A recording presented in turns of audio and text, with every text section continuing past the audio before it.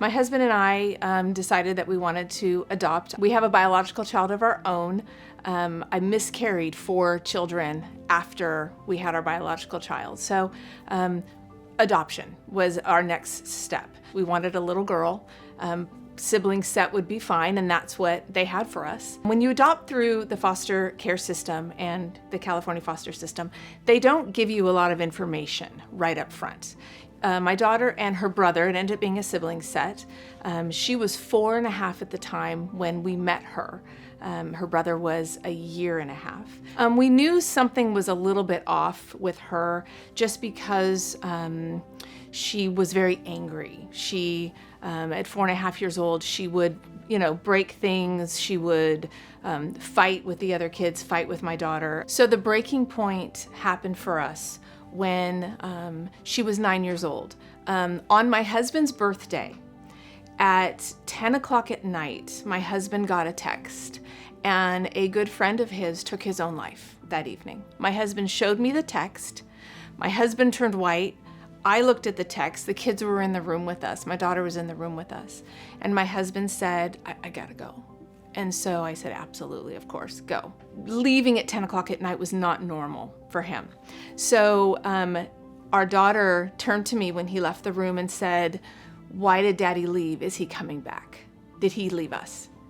All her abandonment, all of her fear, all of the abuse, all of the disappointment, everything that little girl had inside her welled up, and I just think her trauma just came out. She flipped her lid and the trauma came out in that moment. She began raging. She began having what we call fits. She ended up having to go and be put on a 7-day hold at a behavioral medical clinic in Loma Linda. And from there, they suggested to us that she may need to go to residential treatment. So we had heard about the Amen Clinic from our therapist. She had mentioned that we've tried everything with your daughter. I read about this place, this Amen Clinic, and they can do brain scans.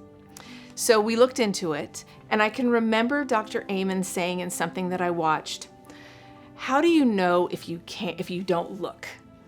And I remember saying to the psychiatrist, how do we know if we can't look inside her brain? What's going on, right? We have x-rays for broken elbows and broken this.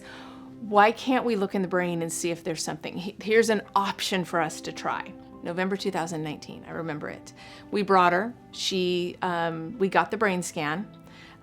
She was living at the residential treatment at the time. So even though we had the results and had a treatment plan, we weren't able to execute it at that time. Dr. Dharmal was who we saw, and he was fantastic. And when he read us the results, he showed us her brain, and he showed us there was 3 spots that were hot, just white hot in her brain, that he had said, those should not be white hot at this point. These are the 3 spots that we need to address. And what's really interesting about that is how he addressed it, and the treatment plan he gave us was 1 med, like 1. All 6 that we had her on weren't effective for what it said was wrong with her brain. And so that's when it was just like, it kind of blew my mind that we need to try this.